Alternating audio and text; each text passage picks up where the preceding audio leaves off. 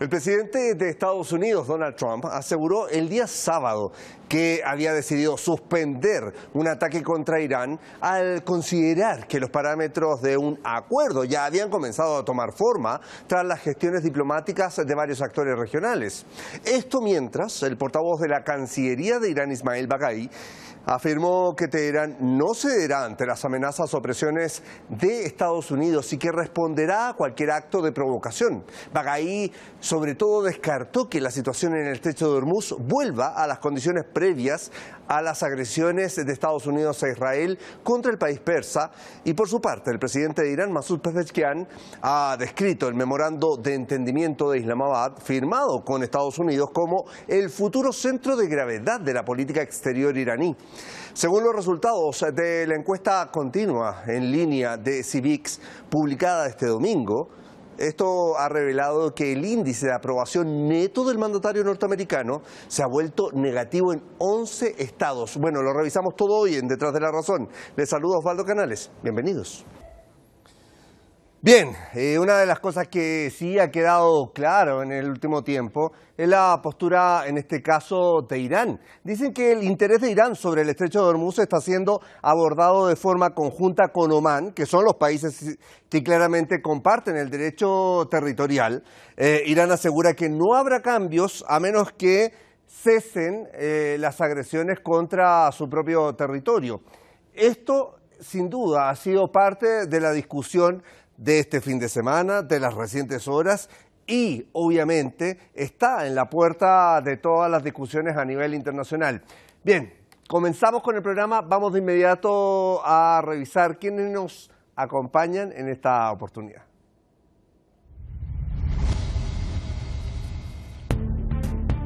En pantalla la vemos Laura Tafetani, articulista, secretaria general de la Gremial de Abogados y Abogadas de la República Argentina, analista internacional, por supuesto, desde Buenos Aires, capital, nos acompaña. Junto a ella estará Adrián Zelaya, presidente de CAI Center, con estudios en economía aplicada desde Durango, España. Nos va a estar acompañando también en esta jornada.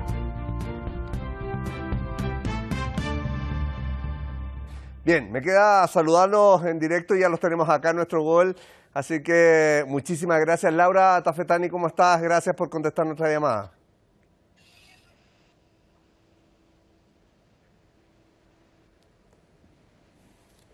Sí, Laura, creo que tengo un pequeño problema con el audio, a ver si es que lo podemos mejorar. Mientras tanto... Ahí está, hola, hola, acá estoy. Sí, no te escuchaba, por eso prefería como decirlo ahora para tratar de modificar. Adrián Zelaya, gusto de saludarte también, muchísimas gracias por estar con nosotros empezando esta semana. Encantado de estar con vosotros y con Laura. Bien, y los llevo de inmediato... Laura, ya que comenzaba saludándote, también plantearte lo siguiente. A ver, dice violación de los derechos humanos por parte de Estados Unidos, así lo cataloga el Alto Consejo de Derechos Humanos de Irán, y está hablando de los ataques de Washington, en este caso, contra zonas civiles en el sur del país. Estoy hablando de la isla de Geshem. Allí, obviamente, civiles fueron los que fueron martirizados en los más recientes ataques, y obviamente Irán está pendiente de recopilar todos los antecedentes que sean necesarios cuando hablamos de los crímenes de guerra que se han cometido desde el inicio de esta guerra el 28 de febrero. ¿Cuál es el fin de estos objetivos desde el enfoque más del derecho internacional, Laura, cuando hablamos de una guerra como tal? Irán siempre ha suscrito que su proceso de represalias son contra objetivos militares dentro de las bases militares de los países que tienen estos espacios de Estados Unidos en la zona, pero sin duda el cielo iraní se ha visto atacado claramente en zonas civiles. Por eso preguntaba ahí, ¿cuál es el objetivo en este caso de Estados Unidos? ¿Infligir miedo, temor, un freno por parte de Irán? Primero amenaza, luego vemos también que estas propias amenazas van en retirada. Al mismo tiempo, como pasó este fin de semana, Donald Trump vuelve a echar por tierra las propias amenazas que horas antes había hecho contra Irán. Bueno, está claro que desde que comenzó este ataque a Irán en este año, ha sido el movimiento de Estados Unidos, siempre planteándose como si Irán fuera otro, porque lo que parece increíble es que, o está acostumbrado a que generalmente cuando hace ese tipo de tácticas de vociferar primero, además de llevar adelante matanzas como las ha hecho, pero no con la resistencia que se ha encontrado con Irán. Y ya le ha demostrado a Irán que primero que lo que dice lo cumple, a diferencia de Estados Unidos, ¿no? Pero además de que no está dispuesto a rendirse. Y esto yo creo que genera una situación muy incómoda para Trump, porque él le es difícil explicar cómo está perdiendo esta guerra a sus propios aliados, pero también está claro de que ese terrorismo que él dice combatir es justamente el que él ejerce. Él va contra la población civil, porque eso es terrorismo, porque ha sido siempre el objetivo también de generar la posibilidad de que haya parte de la población que pudiera, un frente interno, ¿no? Que pudiera haber un resquebrajamiento interno, y cuando apuntan a los civiles están apuntando a esto generalmente, más allá de demostrar que el derecho internacional para ellos no rige.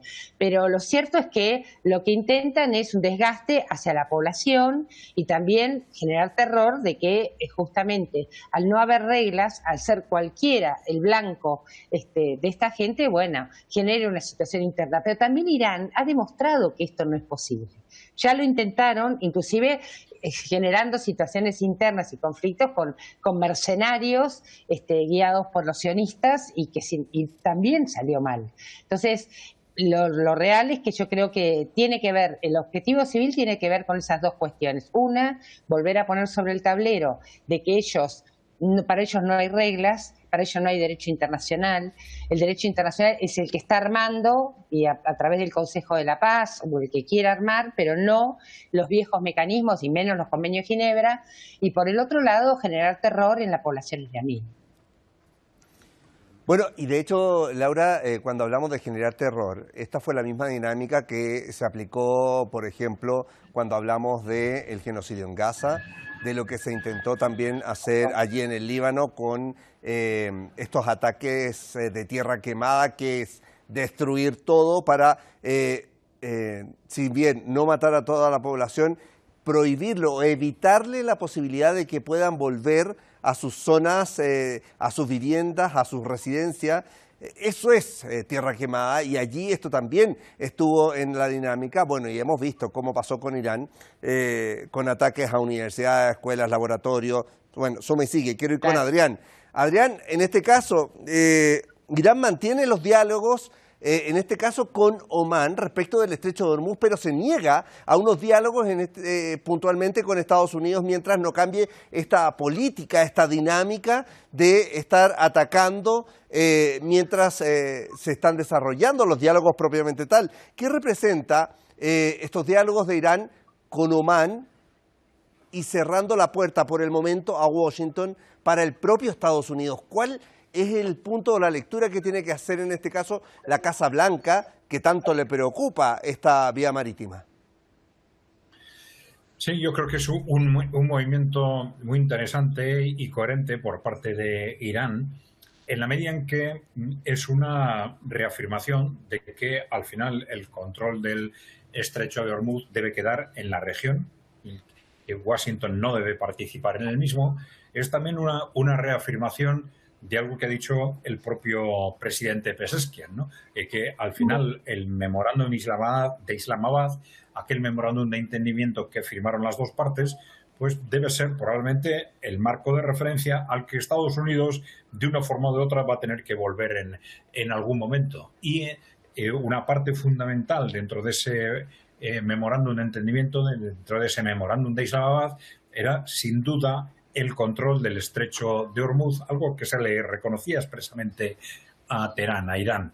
Entonces, bueno, pues es muy importante que en los procesos que se desarrollen a continuación, Irán no da marcha atrás, no introduce a Washington en la dinámica negociadora alrededor del futuro del estrecho, con lo cual está reafirmando claramente que es el espíritu de ese memorándum lo que al final, de una forma u otra, va a tener que salir adelante, que Irán se mantiene firme en esa posición y que los planteamientos iniciales de Irán de dar cabida en esa administración a Omán, pues bueno, se mantienen y que hay una perfecta lógica, coherencia y constancia en la posición de Irán sobre lo que debe ser el futuro del Estrecho de Hormuz y que Estados Unidos va a tener que respetar esta situación o este contexto porque Irán le va a obligar a respetarlo y porque es lo que ya está pactado entre las partes, ¿no? Ahora, una postura, en este caso, del presidente de Irán, estoy hablando de Masoud Pezeshkian, dijo que el memorando de entendimiento de Islamabad será, sin duda, el centro de gravedad política de aquí en adelante y la forma en la que Irán pretende establecerse o proyectar negociaciones. Quiero que revisemos parte de las declaraciones del presidente de Irán en redes sociales, pero también veamos cuáles otras reacciones se han registrado en las recientes horas. El presidente de Irán, Masoud Pezeshkian, ha calificado el reciente memorando de entendimiento de Islamabad como el nuevo centro de gravedad de las relaciones exteriores del país. Según el mandatario persa, este acuerdo no es solo un documento, sino el resultado de un consenso colectivo que busca elevar la seguridad de la región y sus aliados. Sin embargo, el mandatario fue claro al señalar que la estabilidad dependerá de la disciplina internacional.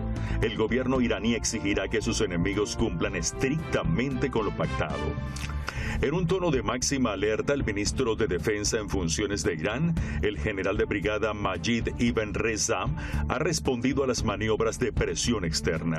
Califica las amenazas recientes como parte de una guerra psicológica y de cálculo y advierte que Teherán no caerá en la pasividad. El mensaje desde el área militar es contundente. Cada amenaza será utilizada como motor para aumentar la preparación, la disuasión y el poderío de sus fuerzas armadas. La Cancillería iraní ha elevado el debate al terreno de la identidad y la ética religiosa. El portavoz de la Cancillería de Irán, Ismail Baqai, ha lanzado un contundente alegato contra aquellos que pretenden liderar el mundo islámico basándose únicamente en la lengua o la geografía. Citando el Corán, Baqai cuestiona la legitimidad de los gobiernos que, bajo la apariencia de la fe, apoyan agresiones militares contra naciones musulmanas vecinas.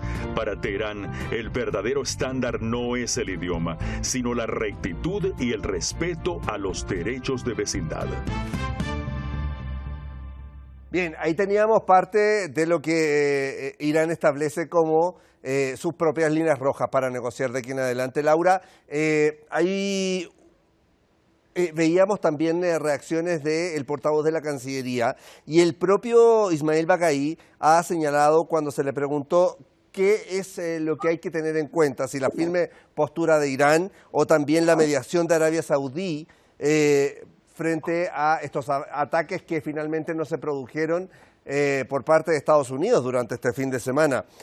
Baqai dijo que es positivo que los países de la región tomen responsabilidad sobre los hechos en la zona, pero ¿cómo se podría definir hoy día, con toda la tensión que hay en Asia Occidental, la postura de Riad respecto de su apoyo a Estados Unidos, mantenerse allí, pero hoy día estar mediando para que en teoría no se hubiesen ocurrido los ataques que estaban ya anunciados por parte del inquilino de la Casa Blanca?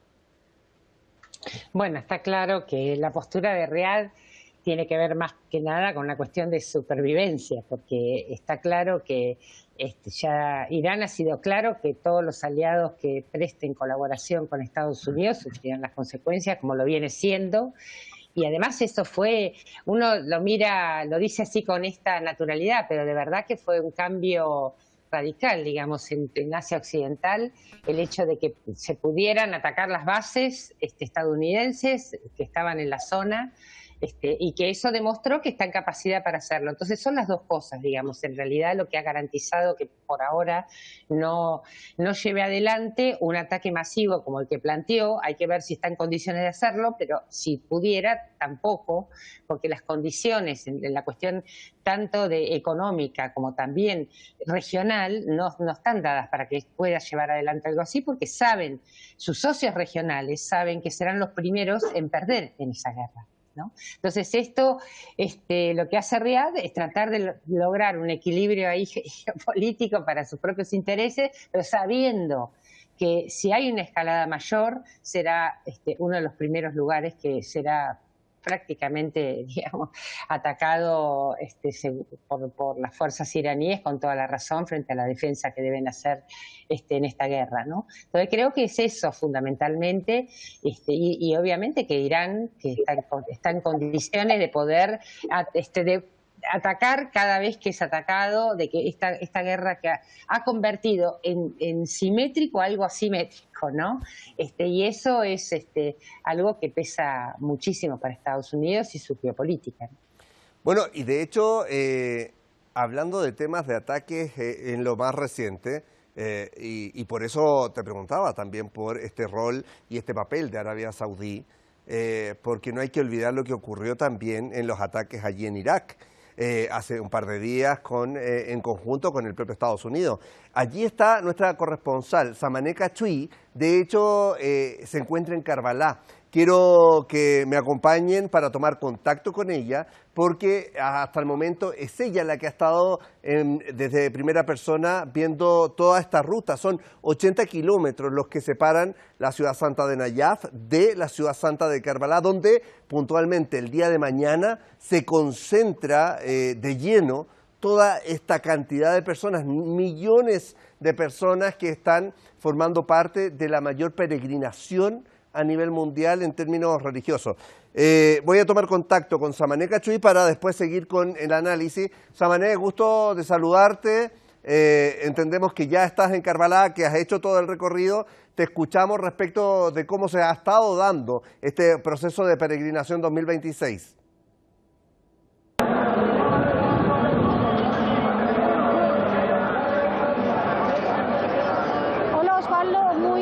Buenas noches. Aquí en la ciudad sagrada de Karbala nos encontramos frente al mausoleo del Imam Hussein, el nieto del profeta del Islam.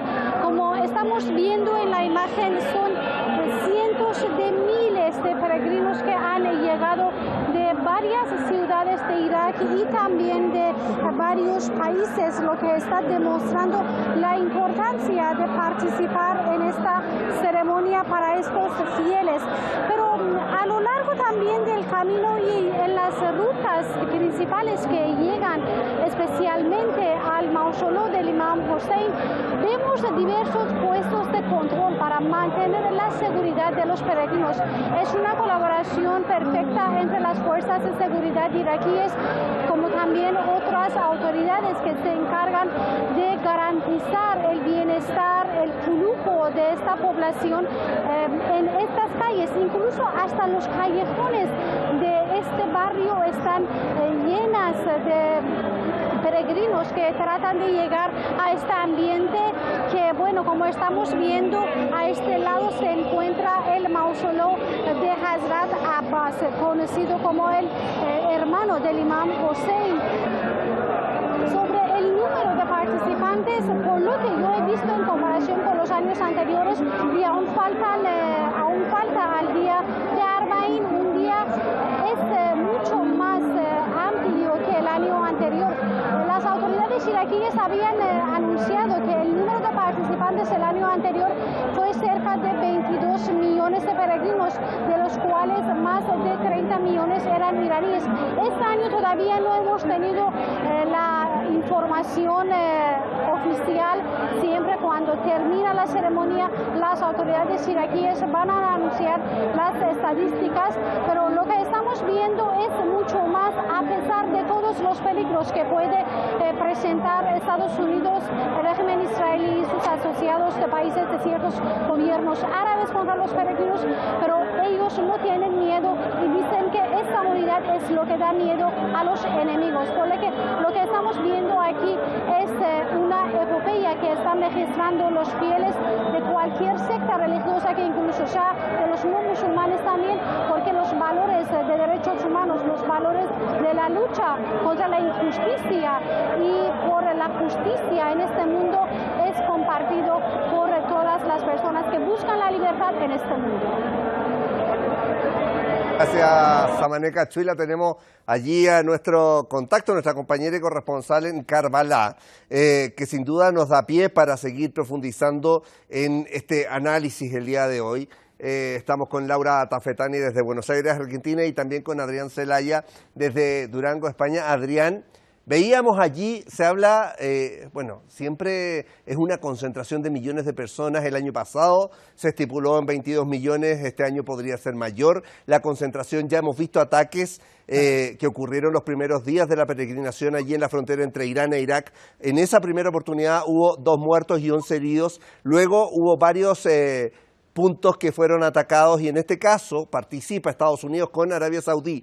Allí quiero llevarte, Adrián, porque ¿qué representan en este caso los ataques que se han registrado en Irak en medio de esta mayor concentración religiosa a nivel internacional? Puntualmente, como te decía, lo ejecutan Riad y Washington. En este caso, estoy hablando de Arabia Saudí, lo hizo en respuesta a sus propios puntos que tiene en contraste con Yemen.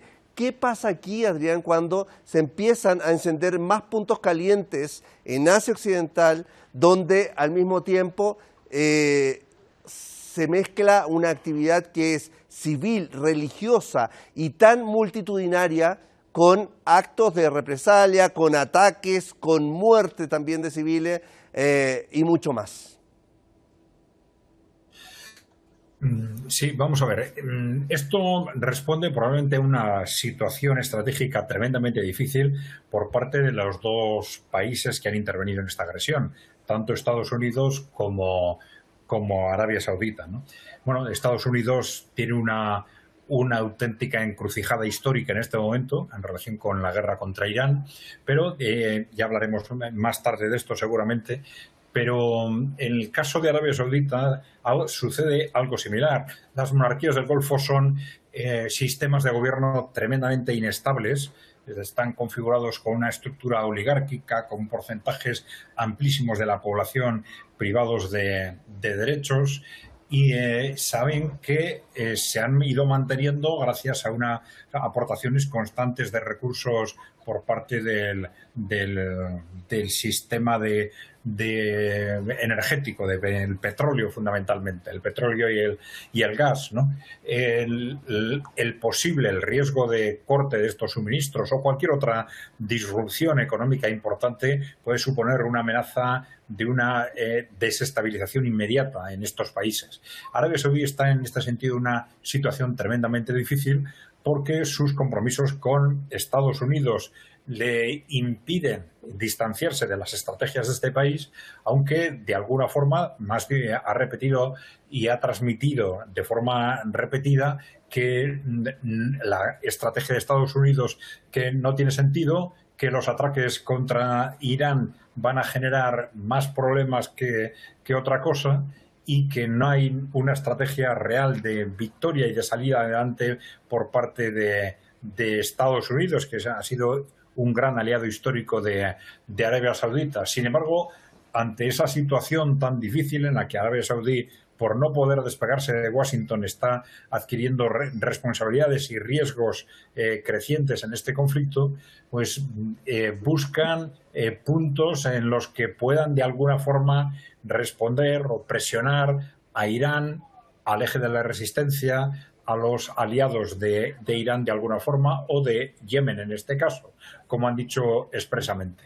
Probablemente han pensado que Irak es, digamos, un punto débil dentro de esa alianza del eje de la resistencia, y no se les ha ocurrido otra cosa que atacar justo en el momento de la concentración generada por la mayor festividad espiritual del país, ¿no?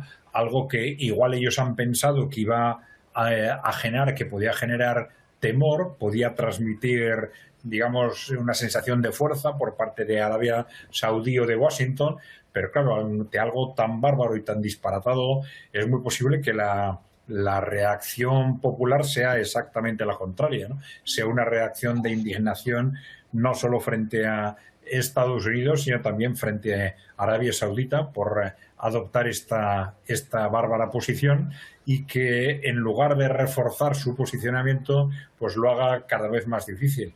Arabia Saudí está en una auténtica encrucijada, también como Estados Unidos, por distintas razones, pero también está en un auténtico callejón sin salida, y van a tener, antes o después, van a tener que buscar cómo despegarse de las estrategias de Estados Unidos si quieren finalmente tener una supervivencia, no ya como país, sino como sistema de gobierno, por lo menos. Bueno, de hecho, dentro de las propias palabras de Donald Trump durante este fin de semana, no fue una decisión de él, fue países que lo llamaron, entre ellos Irán, de acuerdo al inquilino de la Casa Blanca, para que detuviera los ataques y empezara nuevamente el diálogo. Irán ha negado esta postura puntualmente tal, porque en el fondo Irán está planteando lo siguiente, dice, es el memorando de entendimiento la base sobre la cual tenemos que negociar de aquí en adelante. Por algo se firmó, y esta firma fue ahí histórica en el Palacio de Versalles, que para muchos fue una capitulación, en este caso de Estados Unidos. Quiero invitarlos a ver el siguiente informe con palabras, en este caso, del presidente de Estados Unidos, Donald Trump, y las respuestas de Irán propiamente a esta postura que ha sido tan cambiante durante todo este proceso de guerra.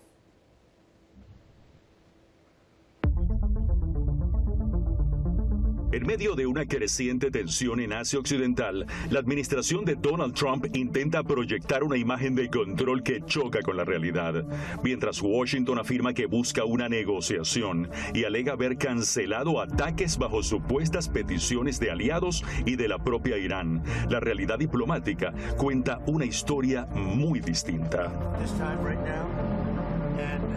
Arabia Saudí, Emiratos Árabes Unidos y Qatar me lo pidieron. Irán también nos pidió con insistencia que alcanzáramos un acuerdo. Ahora estamos hablando en forma de negociación. Comienza mañana por la tarde y veremos qué ocurre. El Ministerio de Relaciones Exteriores de Irán ha desmentido cualquier intención de diálogo bajo las condiciones actuales, dejando claro que no se prestará a la manipulación mediática estadounidense. Teherán ha sido enfático.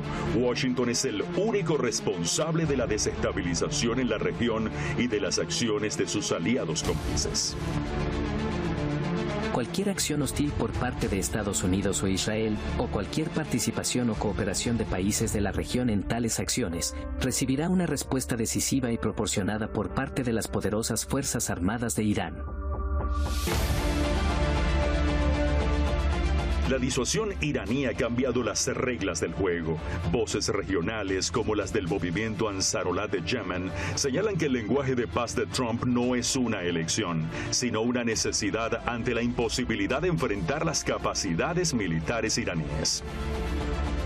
Cuando el costo de la confrontación aumenta, el lenguaje de las amenazas de Donald Trump da paso al lenguaje de la paz.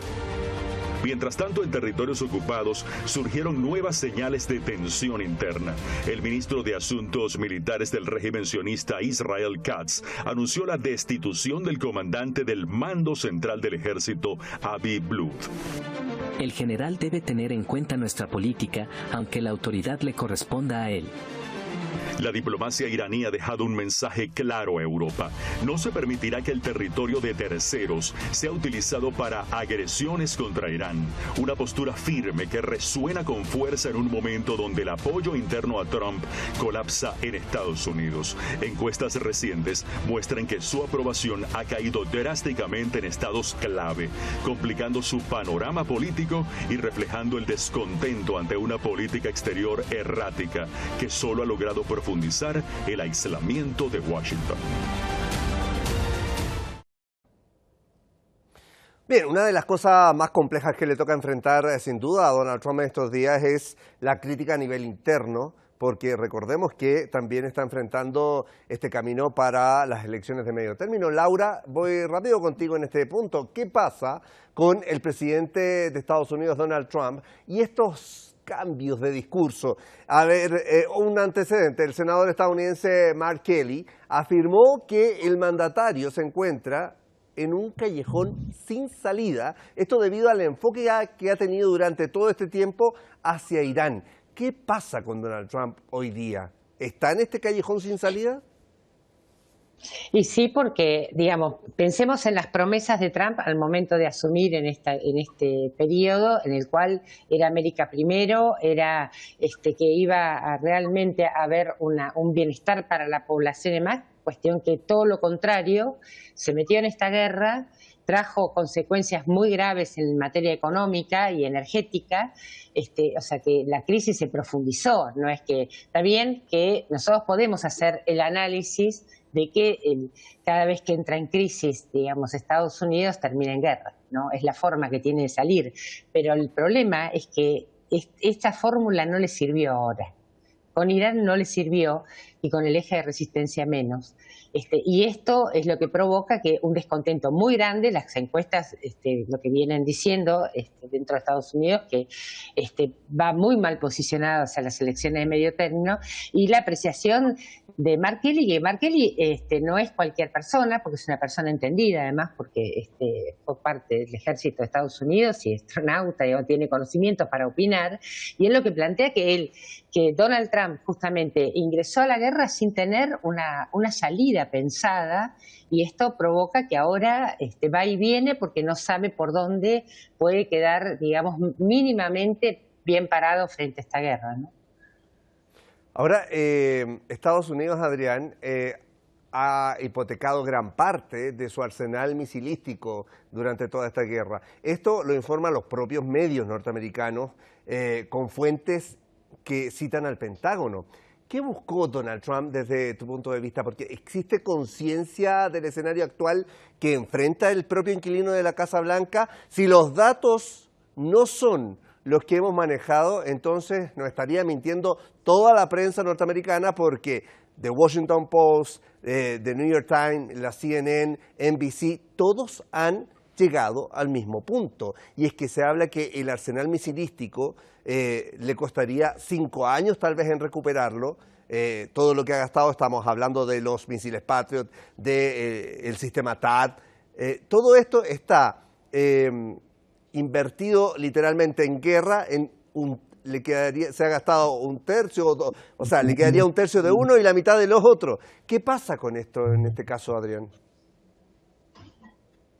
Bueno, esto es una situación catastrófica para Estados Unidos, ¿no? Es una situación catastrófica en principio para el ejército de Estados Unidos, para la realidad militar de Estados Unidos, algo que no debería suceder en la que se supone o que la que presume de ser la primera potencia militar del mundo, ¿no?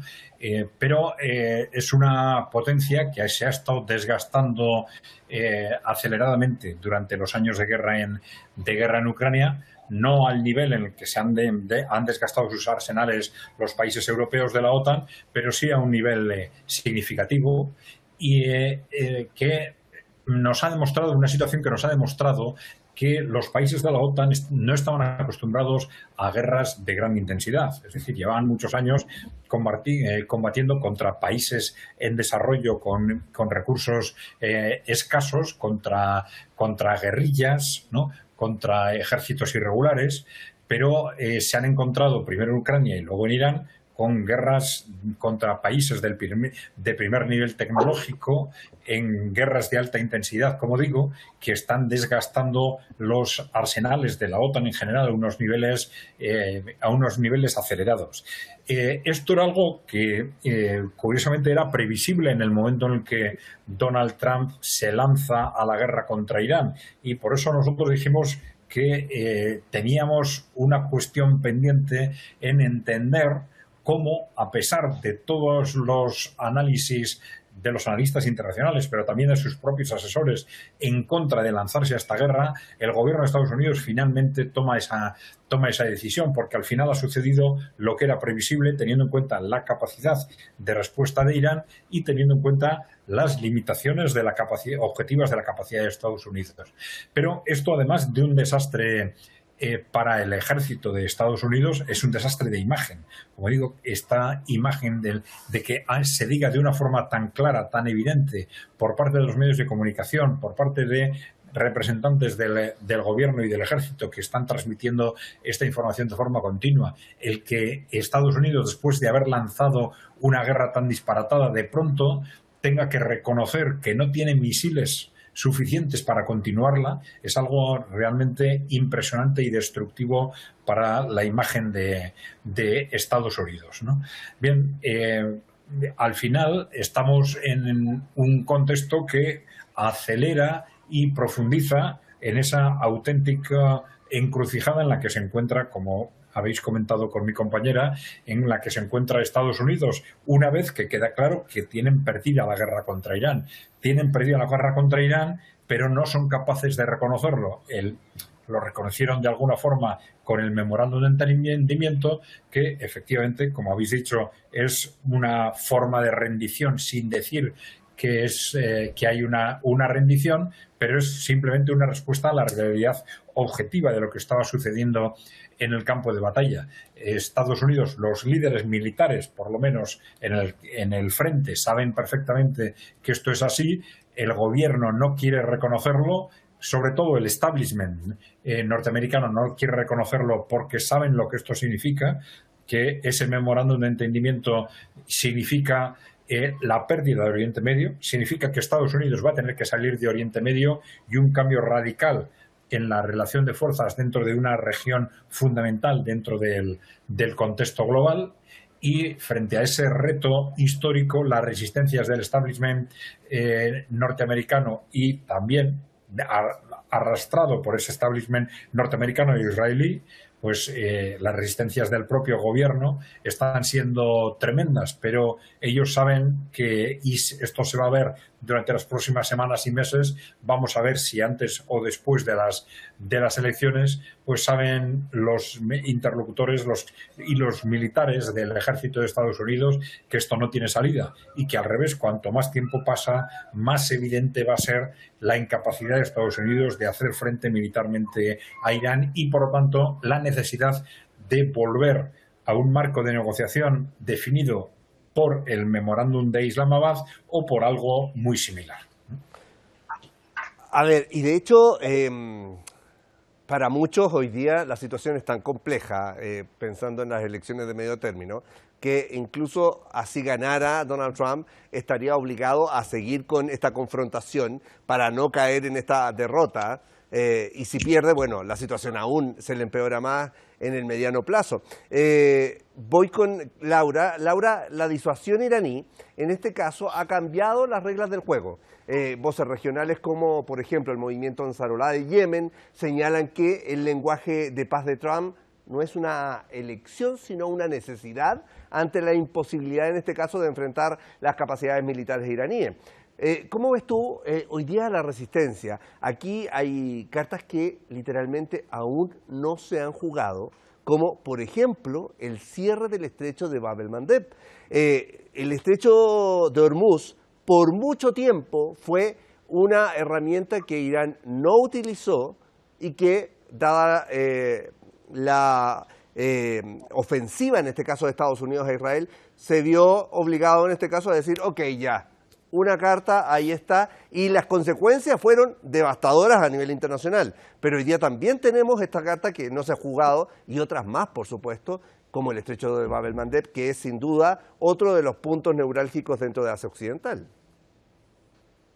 Y lo que pasa es que, obviamente, que si se llega a cerrar también el estrecho de Bab el-Mandeb, digamos, en este contexto, pues es un lugar estratégico. La resistencia ha demostrado algo que, digamos, que toda la vida le hemos planteado distintos compañeros y compañeras en nuestras luchas antiimperialistas, que las guerras son regionales, que es la necesidad de poder aunar esfuerzos y el eje de la resistencia ha marcado un rumbo que ojalá sea el rumbo que podamos los pueblos seguir, ¿no? Pero justamente esto es lo que ha garantizado que pueda Irán también atacar, digamos, a los distintos países que están aliados de Estados Unidos, gracias también al aporte de la resistencia. Y fundamentalmente, en el caso de Yemen, en el caso del estrecho de Bab el-Mandeb, el bloqueo naval que hizo contra Arabia Saudita, obviamente que es un factor esencial dentro de esta etapa, porque anula una de las principales perjudicadas a Arabia Saudita. Entonces necesitan justamente llegar a una mesa de negociación, necesitan sentarse, no pueden aprobar esta guerra de esta forma porque desde todos los lugares se va activando ese eje de la resistencia, y hay muchas más. Yo creo que el tema del estrecho de Bab el-Mandeb es una herramienta de presión geopolítica fenomenal, pero también ese coraje, esa vocación que ha tenido siempre el pueblo yemení de poder acompañar las luchas, lo hizo con Palestina, lo hace ahora en esta guerra, demuestra el gran valor que ha tenido el eje de resistencia y la construcción que se ha hecho desde Irán en este plano global, que hace que, por eso uno entiende su postura frente al Líbano, su postura frente a Palestina, digamos, de permanente unión y de estrategia común para poder bancar esta ofensiva, pero también frente al ente sionista poder lograr en el futuro, de alguna vez por todas, de que ese territorio sea a quienes les corresponde, ¿no? Que es justamente Asia Occidental, no al ente sionista de Israel. Bien, y me acabas de nombrar a Israel. En este caso, el régimen sionista tiene varios problemas hoy día, Adrián. Uno de ellos, en territorios ocupados surgieron nuevas señales, por ejemplo, de la tensión que existe a nivel interno. El ministro de Asuntos Militares del régimen sionista, Israel Katz, anunció la destitución, en este caso, del comandante del mando central del ejército. Estoy hablando de Avi Blut. El general dice debe tener en cuenta nuestra política, aunque la autoridad corresponda a él, lo ha dicho Katz. ¿Qué reflejan este tipo de decisiones a estas alturas del partido, Adrián? Bueno, por un lado nos reflejan la tensión natural que se produce en un país en guerra, y en un país como Israel, que antes hemos hablado de la encrucijada en la que se encuentra Estados Unidos, pero claro, la encrucijada en la que se encuentra Israel es una encrucijada de supervivencia. Ellos saben que Israel ha podido mantener las políticas expansionistas, supremacistas que ha mantenido durante las últimas décadas gracias al apoyo total de un Estados Unidos que ha tenido el control del mundo, un control que ahora está puesto en cuestión por parte del conjunto de los países emergentes a nivel del mundo en general, por parte del eje de la resistencia en Oriente Medio, y que ese cuestionamiento del poder de Estados Unidos pone en cuestión también el propio futuro de Israel. Frente a ese cuestionamiento del futuro de Israel, los últimos gobiernos han apostado por saltos hacia adelante en sus estrategias, digamos, hegemonistas, expansionistas, y esto ha creado unas contradicciones internas tremendamente graves, ¿no? Porque a lo que está sucediendo es algo que, por un lado, responde a la lógica de eficiencia del ejército, el tensionamiento que exige el momento de guerra, y, por otro lado, al choque de esa búsqueda de eficiencia con las contradicciones estructurales internas de un modelo, un gobierno en sí mismo, apoyado en buena parte en estas tendencias radicales, hegemonistas, supremacistas, que están generando decisiones absurdas de forma constantes como esta, que ha llevado a un choque entre el ministro y el ejército en el peor momento en el que esto se puede producir, en un momento de guerra, y que, por otro lado, son decisiones que destruyen una y otra vez la imagen de Israel a nivel internacional. Algo que preocupa cada vez más a Israel, entre otras cosas porque se añade a esa pérdida de influencia creciente de Estados Unidos el hecho de que Israel como proyecto esté perdiendo su influencia no ya en el resto del mundo, sino en el propio Estados Unidos, y nada menos que entre los votantes republicanos, que es el partido que más les ha apoyado recientemente, ¿no? Esto es también una amenaza existencial para el proyecto de Israel como país, y Israel, el gobierno de Israel no sabe desenvolverse sin correr riesgos gravísimos dentro de esa dialéctica. No sabe superar estos problemas y, al revés, pues él mismo se ve obligado, digamos, a tomar decisiones que agravan esas contradicciones internas, agravan la posición del país en una situación de guerra y agravan la imagen de el propio Israel ante sus soportes internacionales en general y en Estados Unidos en particular, ¿no? Bien, nos quedan los últimos minutos, voy a aprovecharlos lo máximo posible. Laura, voy rápido contigo en este caso y sobre todo con lo que anunciaba el propio Adrián, el tema de las encuestas, que sobre todo a Estados Unidos le importan demasiado. Y cuando hablábamos de la falta de apoyos, ya hay encuestas que incluso dicen que Donald Trump estaría fallando por lo menos en 11 estados. A ver, la aprobación de Donald Trump ha caído drásticamente. Está complicado, sin duda, el panorama político, y lo refleja también el descontento ante esta política exterior errática que ha tenido el propio Donald Trump. Laura, ¿qué está desafiando hoy día Donald Trump, considerando que las elecciones de medio término están sin duda a la vuelta de la esquina y que tiene mucho que decir de aquí en adelante respecto de sus objetivos para los 2 años que vienen, pero también de los republicanos, que no se puede estar olvidando que son los que lo llevaron al poder? Te lo pregunto rápido. No, está claro de que justamente todos estos movimientos que hace Trump tienen que ver con esta situación. Diga, no se puede pensar como derrotado. Él, o sea, no es un tema de él, digamos. No puede llegar a las elecciones de medio término ya teniendo que asumir una derrota. Y estas idas y vueltas tienen que ver con esto, con las contradicciones internas que el compañero Adrián reflejó muy claramente. Entonces necesita esta cuestión de ida y vuelta permanente en relación a esto para no sellar una derrota que está claro que así lo es, ¿no? Y entonces esto es lo que provoca una mayor incertidumbre hacia adentro y un resquebrajamiento dentro del ámbito justamente republicano, que es quien lo apoya. Bueno, y yo te preguntaba en términos internos, voy con Adrián en este caso, porque, a ver, la diplomacia iraní en este caso ha dejado un mensaje claro a Europa puntualmente. No se permitirá que el territorio de terceros sea utilizado, dicen, para agresiones contra Irán. ¿A qué juega hoy día el bloque europeo actualmente, Adrián? ¿Hay una visión clara o no respecto de todo esto? Porque hemos visto cambios, primero la falta de apoyo, pero después algunos se dieron vuelta a la camiseta, y a estas alturas las dudas pueden costarle bastante caro a los europeos. Sí, esto es una contradicción habitual y tradicional de las políticas europeas, en las que los distintos gobiernos europeos ya desde hace mucho tiempo pues intentan mantener una imagen abierta, neutral, no beligerante en distintos conflictos protagonizados por Estados Unidos, pero simplemente porque le han ido dejando el protagonismo de las distintas agresiones a Estados Unidos, y Estados Unidos ha tenido capacidad de desarrollar estas agresiones por sí mismo, bueno, sabiendo que ellos no corrían ningún riesgo aparentemente, pues han colaborado con esas estrategias agresivas, aún manteniendo un lenguaje, digamos, como digo, aparentemente neutral o no beligerante o distanciado de la posición más belicista de Washington.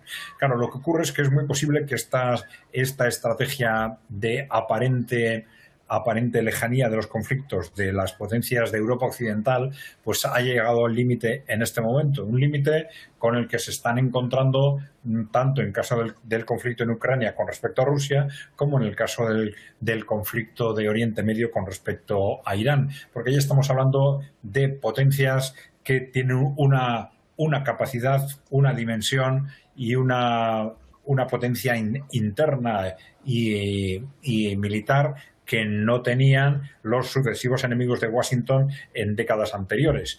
Y esto significa que, de hecho, estos conflictos ya están llegando a un nivel en el que las responsabilidades que Europa Occidental intenta que sean indirectas, pues le pueden acabar explotando en la cara. Y esto es muy importante que los líderes europeos sean conscientes de ello cuanto antes, y estas advertencias directas de Irán tienen un papel muy importante en este sentido.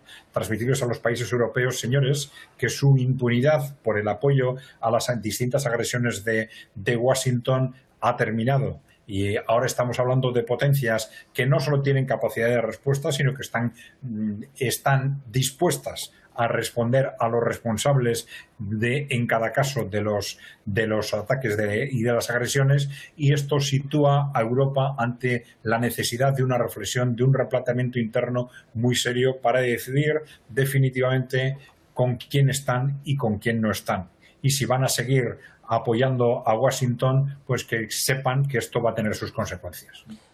Bien. Presidente de CAI Center, Adrián Zelaya, muchísimas gracias, como siempre, por compartir con nosotros tu punto de vista acá en Detrás de la Razón. Hasta la próxima. Muy bien, un saludo. Laura Tafetani, por supuesto, un fuerte abrazo en nombre de todo el equipo de Detrás de la Razón hasta Buenos Aires, Argentina. El análisis ahí internacional también de la mano tuya. Muchísimas gracias también por el expertise y también por mantener activo también voces que son necesarias a nivel internacional. Hasta la próxima.